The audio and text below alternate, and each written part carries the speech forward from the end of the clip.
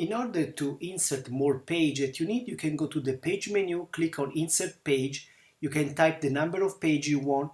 You can place after the last page, and then you have the page needed in order to go ahead with your work.